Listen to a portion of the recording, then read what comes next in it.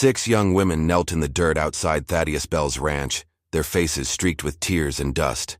But the man they begged for help hadn't spoken to another soul in 3 years. And what they were about to ask him would force him to choose between his carefully guarded solitude and something far more dangerous than loneliness. The sun beat down mercilessly on the remote valley where Thaddeus had built his fortress of silence. His weathered hands gripped the porch railing as he stared at the impossible sight before him. 6 figures in torn dresses, kneeling like broken dolls against the backdrop of his endless fence line. The youngest couldn't have been more than 17.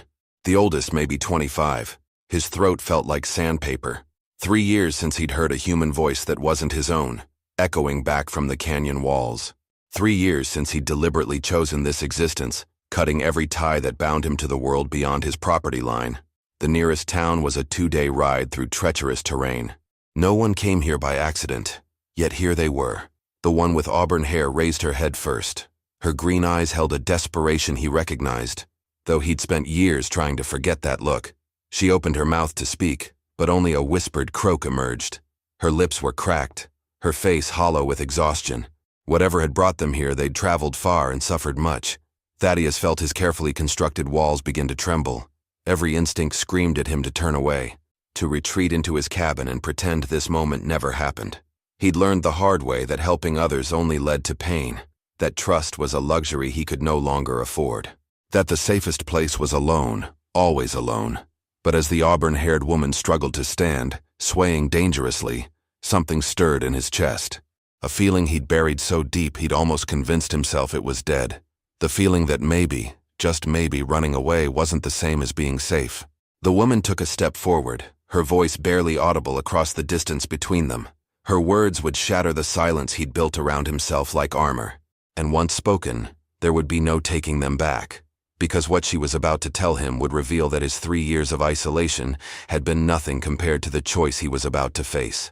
The auburn-haired woman's voice cracked as she spoke, but her words cut through the desert air like a blade. "Please, mister, we ain't got nowhere else to go. They're hunting us." Thaddeus gripped the porch railing tighter, his knuckles white against the sun-bleached wood. Hunting. The word triggered memories he'd spent years suppressing. Images of another woman, another desperate plea, another moment when he'd made the wrong choice. His jaw clenched so hard it ached. "You need to leave," he called back, his voice rusty from disuse. "I can't help you." But even as the words left his mouth, he noticed details that made his stomach twist with dread. The woman's dress wasn't just torn, it was shredded in places that suggested violence. Dark stains marked the fabric, some that looked suspiciously like dried blood. The other 5 women bore similar signs of rough treatment. Whatever they were running from, it had already caught up to them once. The woman stumbled forward another step, her hand pressed to her side. When she pulled it away, Thaddeus saw fresh blood seeping through her fingers. His breath caught in his throat. She was wounded, maybe badly. They all looked half dead from exhaustion and dehydration. "They took our wagon 3 days back," she continued, her voice growing weaker. "Killed our guide. Said they'd do worse if they caught us again. You're our last hope, mister. The only soul between here and the border." Border. The word hit Thaddeus like a physical blow. These weren't just travelers in distress. They were fugitives. Whatever trouble they carried with them would become his trouble the moment he offered them shelter. He'd learned that lesson once before, and it had cost him everything that mattered. But as he watched the woman sway on her feet, her face growing paler by the second, something inside him cracked. She was going to collapse. They all were. And if he sent them away now, he'd be signing their death warrants just as surely as if he'd pulled a trigger himself. The woman's legs buckled. She fell to her knees in the dirt, her blood now visible as a growing stain in the dust beneath her. The other women rushed to her side, their own weakness forgotten in their desperation to help their leader. Thaddeus found himself walking down the porch steps before his mind could catch up to his body. 3 years of isolation had taught him many things, but it hadn't killed the part of him that couldn't watch another human being suffer. Not when he had the power to prevent it. But as he approached the group of women, a new sound reached his ears. Hoofbeats. Distant but growing closer.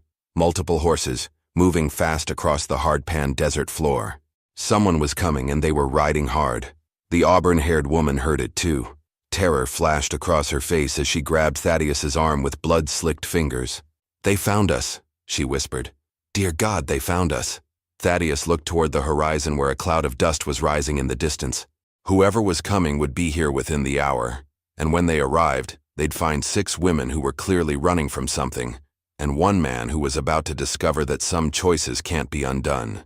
Thaddeus's mind raced as he calculated distances and options. The approaching riders would reach his ranch in less than an hour.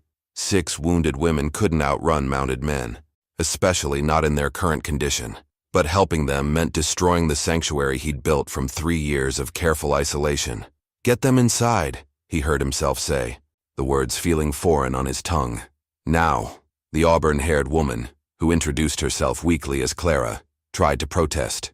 "We won't bring trouble to your door, mister. We can hide in the rocks." "You'll die in the rocks," Thaddeus replied bluntly. He was already moving, his survival instincts overriding 3 years of self-imposed hermitage. "And those riders will find your bodies come morning. Then they'll know someone helped you." He gathered the weakest woman, a blonde barely out of girlhood who seemed to be burning with fever, into his arms. Her weight shocked him. She was nothing but skin and bones, lighter than a feed sack. When had he last held another human being? The memory felt like touching a flame. The other women supported each other as they stumbled toward his cabin. Thaddeus noticed details that made his jaw clench with anger. Rope burns on their wrists, bruises in the shape of fingers around their throats. These weren't just fugitives, they were victims. Inside the one-room cabin that had been his entire world for 3 years, the women collapsed onto whatever surfaces they could find. The contrast was jarring. His space, which had felt appropriately sparse for a man who wanted nothing from the world, now seemed painfully small and inadequate for 6 desperate souls. Clara pressed her hand harder against her wounded side as she looked around the cabin. Her eyes took in the single bed, the minimal furniture, the complete absence of anything that suggested a woman had ever lived here. "You're alone," she said, and it wasn't a question. "By choice," Thaddeus replied, already moving to barricade the windows. "And you're about to find out why." Through the gaps in the wooden shutters, he could see the dust cloud growing larger. The riders were pushing hard, which meant they were either desperate to catch their quarry or confident they were close. Neither possibility boded well. "Who are they?" he asked Clara as he checked his rifle. The weapon felt strange in his hands after so long, but muscle memory was returning. Clara's face went pale. "Slavers," she whispered. "They bought us from a man who promised us work in the territories, said we'd be teachers and seamstresses. Instead," she gestured to her torn dress, her bruised throat. Thaddeus felt ice form in his veins. Slavers. The worst kind of predator. The kind that saw human beings as livestock to be bought and sold. The kind that would kill anyone who stood between them and their property. The hoofbeats were close enough now that he could distinguish individual horses. At least 6 riders, maybe more. Professional men who wouldn't be deterred by a single rancher's defiance.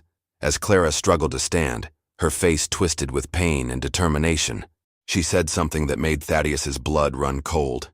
"There's something else you need to know. Something that makes this worse than you think." Clara's next words hit Thaddeus like a physical blow.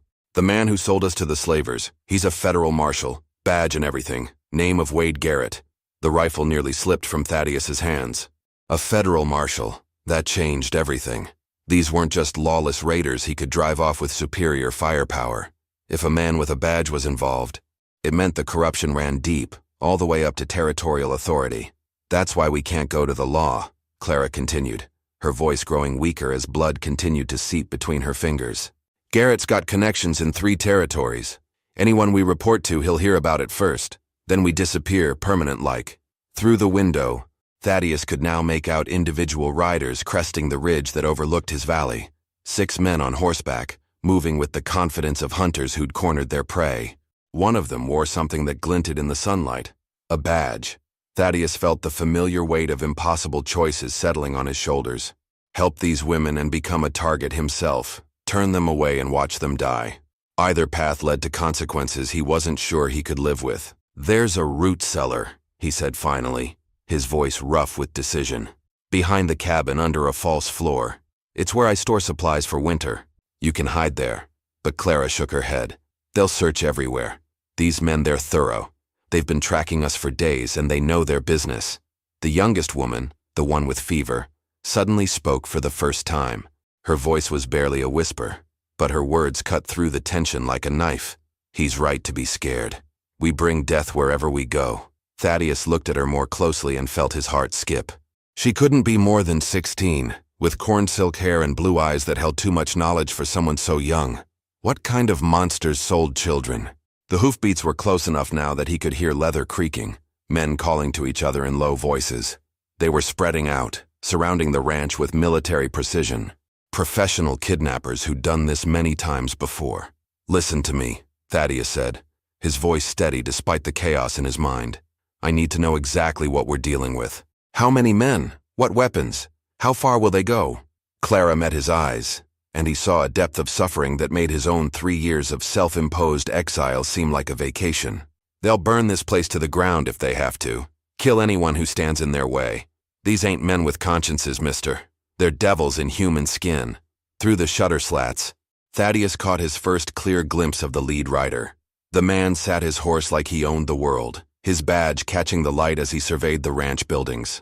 Even at a distance, Thaddeus could see the cold calculation in his posture. This was Wade Garrett, the federal marshal who sold human beings for profit. If you were Thaddeus, what would you do? Stand and fight against impossible odds knowing you'd likely die but might save 6 innocent lives? Or find a way to negotiate? Potentially saving yourself but possibly dooming the women to a fate worse than death? Tell me in the comments. I need to know which side you'd choose. Because what Thaddeus decided next would determine whether anyone in that cabin would live to see another sunrise. The riders had stopped just outside rifle range, close enough to communicate but far enough to avoid immediate danger. Garrett raised his voice, and his words carried clearly across the desert air. "Afternoon, friend. We're looking for some runaway property. 6 women who stole themselves from their rightful owners. You seen anyone like that around here?" Thaddeus stepped onto his porch, rifle held loosely in his hands but ready. The afternoon sun cast long shadows across the yard as he faced down 6 mounted men who radiated menace like heat from a forge. Marshal Garrett sat his horse in the center, his badge gleaming against a black vest that had seen too much blood. "Haven't seen anybody," Thaddeus called back, his voice carrying the flat tone of a man accustomed to solitude. "Don't get many visitors out here." Garrett's smile was cold as winter stone. "That's so. Mind if we take a look around? Sometimes folks hide in places they think nobody'll find them." Behind Thaddeus, inside the cabin, he could hear the faint sounds of the women trying to muffle their breathing. Clara had grown silent, probably unconscious from blood loss. The youngest was still burning with fever. None of them were in any condition to run, even if there was somewhere to go. "This is private property," Thaddeus replied, "and I don't recall inviting you to search it." One of Garrett's men, a scarred brute with dead eyes, spat tobacco juice into the dust. "Federal authority trumps private property, hermit. You got something to hide, or you just naturally unfriendly?" Thaddeus felt sweat beading on his forehead despite the desert heat. These men weren't here to negotiate. They'd already decided he was hiding something. The only question was how far they'd go to prove it. "Funny thing about hermits," Garrett said, dismounting with fluid grace. "They usually choose isolation because they got secrets. What's your secret, friend?" The marshal took a step closer, his hand resting casually on his pistol grip. "See, we've been tracking those women for 3 days. Lost their trail about a mile from here, right where the hard ground starts. Now I'm thinking a smart man might have helped them cover their tracks. Question is, why would he do that?" Thaddeus could feel the moment balanced on a knife's edge. Behind him, one of the women made a soft whimper of pain. It was barely audible, but in the desert silence, it might as well have been a scream. Garrett's head tilted slightly like a wolf catching a scent. "What was that?" "Wind," Thaddeus said quickly. "Loose board in the roof." But Garrett was already moving, drawing his weapon with practiced smoothness. "Boys, I think our hermit friend's been keeping secrets. Why don't we have us a proper look inside?" The other 5 men dismounted in unison, their movements coordinated and efficient. These weren't random thugs. They were professionals who'd done this many times before. Thaddeus realized with cold certainty that talking his way out was no longer an option. As Garrett stepped onto the porch, his boots creaking against the weathered wood, he spoke in a voice that promised violence. "Here's what's going to happen. You're going to step aside, and we're going to collect our property. Anyone who interferes gets buried in the desert where nobody'll ever find them." If you're enjoying the story, subscribe to the channel. But as Garrett reached for the cabin door, Thaddeus made a choice that would change everything. The choice that had been building since the moment he'd seen 6 desperate women kneeling in his yard. Thaddeus raised his rifle in one smooth motion, the barrel coming to rest inches from Garrett's chest. The marshal froze, his hand still reaching for the door handle, his eyes widening with surprise and calculation. "I said this is private property," Thaddeus repeated, his voice deadly calm. "And I meant it. For a heartbeat." The world held its breath. 6 guns were suddenly trained on Thaddeus from the yard below, but his rifle never wavered from Garrett's heart. The marshal's face cycled through emotions: surprise, anger, and finally a cold respect. "You're making a mistake, friend," Garrett said softly. "A big one. Those women belong to us, bought and paid for. You're interfering with legal commerce." "Legal?" Thaddeus's laugh was bitter as alkali dust. "Slavery's been illegal for years, Marshal, even out here in the territories." Garrett's smile returned, thin and predatory. "These ain't slaves, Hermit. They're indentured servants, signed contracts and everything.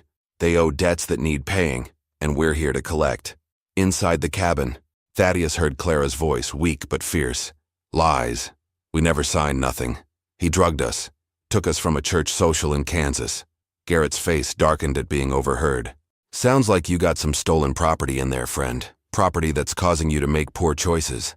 The standoff stretched like a wire pulled too tight. Thaddeus knew the mathematics of his situation. 7 armed men against 1 with 6 wounded women caught in the crossfire. Even if he killed Garrett, the others would cut him down before he could work the rifle's lever. But sometimes mathematics didn't matter. Sometimes a man had to make a stand regardless of the odds. "Here's what's going to happen," Thaddeus said, his voice carrying the authority of absolute conviction. "You're going to get back on your horses and ride away. You're going to forget you ever saw this place or these women, and you're going to find yourself a new line of work." Garrett's scarred lieutenant shifted in his saddle, his gun hand twitching. "Boss, just give the word. We can drop him and be done with it." But Garrett held up a hand, his eyes never leaving Thaddeus's face. Something had shifted in the marshal's expression. He was seeing something he hadn't expected, a man who'd already made peace with dying. "You know what I think?" Garrett said slowly. "I think you got history with situations like this. I think maybe you failed to help someone once before, and now you're trying to make up for it." The words hit like physical blows. Thaddeus felt his carefully buried memories clawing their way to the surface. Another woman. Another desperate plea for help. Another moment when he'd chosen safety over courage. And watched someone die for his cowardice. "Touched a nerve, did I?" Garrett pressed. "What was her name? Wife? Sister? Daughter? Someone you let down when it mattered?" Thaddeus's grip tightened on the rifle, but his aim never wavered. "Her name was Sarah. She was my wife, and I won't make the same mistake twice." Garrett nodded, as if something important had been confirmed. "Sarah. Pretty name. Bet she died screaming, knowing you were too much of a coward to save her." The rage that exploded in Thaddeus's chest nearly cost him everything. For a split second his finger tensed on the trigger, ready to end Wade Garrett's life regardless of consequences. But in that moment of white-hot fury, he heard something that changed everything. Clara's voice from inside the cabin, barely a whisper but carrying clearly in the desert air. "Thaddeus. That's his name. The man who killed your wife." The words hit Thaddeus like lightning striking twice in the same place. Wade Garrett. The name he'd spent 3 years trying to forget. The man who'd come to their homestead with promises of protection, who'd demanded Sarah as payment when Thaddeus couldn't meet his extortion fees. The man who'd laughed when Thaddeus begged for mercy, who'd taken Sarah anyway when he refused to fight. Garrett's eyes glittered with recognition and sick pleasure. Well, well, Thaddeus Bell, the coward of Willow Creek. I wondered what happened to you after you ran away like a whipped dog. The rifle trembled in Thaddeus's hands, but not from fear. 3 years of guilt and rage focused into a single point of blazing hatred. "You killed her." "I didn't kill her," Garrett said with mock innocence. "You did, by being too yellow to fight for her. She called your name when she died. Wondered where her brave husband had gone." Thaddeus felt something fundamental crack inside his chest. The careful walls he'd built around his grief, the rational explanations he'd constructed for his cowardice, the lies he'd told himself about having no choice. All of it crumbled at once. "But here's the beautiful part," Garrett continued, his voice dripping with malicious joy. "History's about to repeat itself. Except this time, instead of 1 woman, you got 6. And you're going to watch me take every single one of them. Just like before. Behind Thaddeus, Clara's voice grew stronger, fueled by desperate fury. "He's lying, Thaddeus. About your wife calling for you. Sarah Bell died fighting. I know because I was there. I was one of the women he took before her." The revelation hit like a physical blow. Thaddeus turned his head slightly, never taking his eyes completely off Garrett. "What?" "Sarah Bell," Clara continued, her voice gaining strength despite her wounds. "Blonde hair, blue eyes, scar on her left hand from a cooking accident. She fought like a wildcat when they took her. Broke one man's nose, nearly took another's eye. And when she died, she wasn't calling for you. She was cursing Garrett's name." Garrett's confident smile faltered for the first time. "Shut your mouth, woman." But Clara pressed on, her words carrying the weight of witnessed truth. "She told me about you, in the wagon, said you weren't a coward, said you'd promised to come for her, and she believed you would. She died believing you'd come." Thaddeus felt the world tilt on its axis. For 3 years he'd carried the weight of cowardice, the certainty that he'd failed the woman he loved. But if Clara was telling the truth, "I searched for weeks," he whispered, the words torn from his throat. "Followed every trail, checked every town, but you were already gone." Garrett recovered his composure, but something had changed in his posture. He was no longer playing with a broken man. He was facing someone dangerous. "Touching reunion, but it changes nothing. You still lost her, and you're about to lose again." The marshal's hand moved toward his gun, but Thaddeus was already squeezing the trigger. The rifle's roar split the desert silence like thunder, and Wade Garrett flew backward off the porch, his chest blossoming red. Chaos erupted in the ranch yard as Garrett hit the ground. His 5 men opened fire simultaneously, bullets splintering the porch railing and shattering windows. Thaddeus dove behind a water trough, working his rifle's lever with practiced speed. The man who'd spent 3 years running from violence had remembered how to fight, but the odds were impossible. 5 professional killers against 1 rancher, with 6 wounded women trapped in the crossfire. Thaddeus knew he had maybe 30 seconds before they overwhelmed his position. Then Clara appeared in the cabin doorway, clutching a shotgun she'd found inside. Blood stained her dress, but her hands were steady as she fired both barrels into the nearest rider. The man tumbled from his horse, screaming. "The root cellar!" she shouted over the gunfire. "There's more weapons down there." The other women emerged from the cabin like avenging angels, each carrying rifles or pistols from Thaddeus's hidden arsenal. They were wounded, exhausted, barely able to stand, but they'd found something worth fighting for. Their freedom, and the first man in years who'd been willing to die for it. The gunfight that followed was brief, but brutal. Caught between crossfire from the cabin and the porch, Garrett's remaining men broke and ran. 2 more fell before they reached their horses. The survivors rode hard for the horizon, leaving their dead behind. In the sudden silence that followed, Thaddeus found himself kneeling beside Wade Garrett's body. The man who'd haunted his nightmares for 3 years was finally dead, but the victory felt hollow. Sarah was still gone. The years of self-imposed exile couldn't be undone. Clara knelt beside him, her own wounds forgotten. "She'd be proud of you," she said quietly. "Sarah, she'd be proud you finally fought back." Thaddeus looked up at the 6 women who'd changed everything by refusing to accept defeat. Clara, bleeding but unbowed. The fever-sick girl who'd found strength she didn't know she had. 4 others whose names he didn't even know yet, but who'd stood with him when it mattered. "What will you do now?" he asked Clara. She smiled for the first time since he'd met her. "We talked about it while you were playing hero. There's a town 2 territories north that needs teachers. Good folks who won't ask too many questions about where we came from." "And you?" she asked. "Will you go back to hiding in this valley?" Thaddeus looked around at his ranch, the place that had been both sanctuary and prison for 3 years. The silence he'd treasured now felt empty rather than peaceful. The solitude that had once protected him now seemed like another kind of death. "No," he said, surprised by the certainty in his voice. "I think I've been alone long enough. If you're enjoying the story, subscribe to the channel." 6 months later, a 1-room schoolhouse in the territory of New Haven welcomed its newest teachers. 6 women who'd learned that freedom was worth any price. Their friend Thaddeus built the school with his own hands, crafting each desk and window frame with the same care he'd once used to build walls around his heart. Clara married him on a spring morning when the desert bloomed with wildflowers, and she wore Sarah's wedding ring with pride, knowing that some loves are strong enough to bless new beginnings. The fever-sick girl, whose name was Grace, grew strong and tall, becoming the finest teacher in 3 territories. And sometimes, on quiet evenings when the wind was just right, Thaddeus could swear he heard Sarah's voice in the desert breeze, telling him she was proud of the man he'd finally chosen to become.